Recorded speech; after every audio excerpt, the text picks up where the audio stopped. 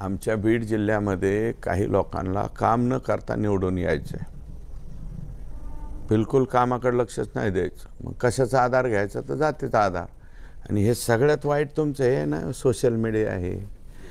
यांचे फार 12 हजार स्क्वेअर फुटाचे त्यांचे हे आहेत. कोणाचे आहेत ते तुम्ही जाऊन तपास. ते काही लिहिणारे वेगळे, पसरवणारे वेगळे, आणि त्याच्यातून हेच पसरायचं. हे असं करायचं. बाकी जातीवाद भीतीवाद काय नाही हो. सगळे एका ताटात जेवतात लोक. आणि काही गोष्टीचा मी ती मागणी केलेली आहे बिंदू नामावलीची. तुम्ही आमच्या बीड जिल्ह्यामध्ये बिंदू नामावलीची वास्तुशांती झालेली पूर्णपणे. आणि ते सुद्धा एक प्रमुख कारण आहे. बिंदू नामावली आपल्याकडं काय आहे की ओपन कॅटेगरीच्या जागा एवढ्या, नंतर आपल्याला SC ST जे आहे ते 20% आपण करतो. 14 आणि 60%. हां, त्याच्यानंतर VJNT अ ब कड ते आहे, म्हणजे ते 32% पर्यंत जातं.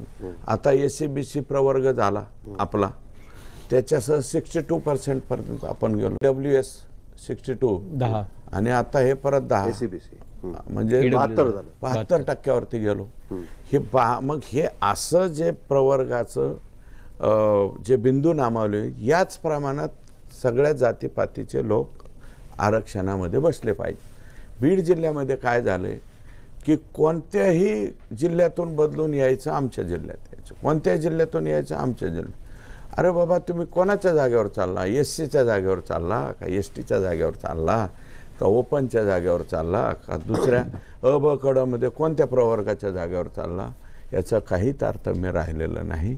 त्याचेही दुष्परिणाम हे जातीयता वाढण्यामध्ये त्या ठिकाणी होत आहेत. हे कटू सत्य आहे. सत्य आहे पण कटू आहे. हे पचवलं जात नाही. आणि हे जे स्वतःला बुद्धिवादी मानतात असे काही लोक याचा पुरेपूर गैरफायदा करून घेतात. प्रशासनामध्ये हे झालं आहे, पोलीस प्रशासनात तेच झालं आहे, महसूलमध्ये तेच, शिक्षकांमध्ये तेच, सगळीकडे हे. आणि जातीयता वाढविण्याचं बरं का, आणि लोकांच्यामध्ये राखेल वाटायचे हे सुद्धा एक मोठं कारण आहे.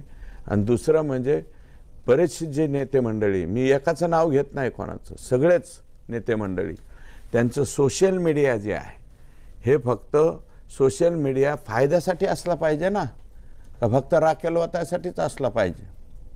टेंबा घ्यायचा, पेट्रोल घ्यायचं, राखेल वाटायचं. राखेल संपलंय आता. राखेल कुठं राहील? पेट्रोल, नाफ्ता, अजून काय काय जे आहे. आता 22% इथेनॉलमध्ये, हे पेट्रोलमध्ये इथेनॉल मिसळायचं केलं, ते घ्यायचं, त्याच्यात टाकायचं, काडी वाढायची आणि पेटवून द्यायचं. एवढाच धंदा चालू आहे. म्हणून जातीवादाचा कशाचं जातीवाद? आता मला जे आहे एवढं सगळं होऊन बी 30 ते 35% मतदान वंजारी समाजाचं पडलं. आम्ही त्यांच्या सगळ्याच्या सुखदुःखामध्ये जातो, ते आमच्या सुखदुःखामध्ये येतात. परंतु हे वाढवण्याचं काम काही जबाबदार लोकप्रतिनिधींनी आमच्या जिल्ह्यामध्ये केलं. ते कोणी केलं आहे, काय केलं आहे, संशोधनाचा विषय आहे. माझं मत आहे की मुंबई तकची एक भली मोठी टीम पाठवा. याला जबाबदार कोण आहे, काय आहे ते बघा. तिथं गेल्याच्या नंतर कळेल. आम्ही नाही बाबा हे याचा आधार घेत. सगळे माणसं एकत्र बसतात.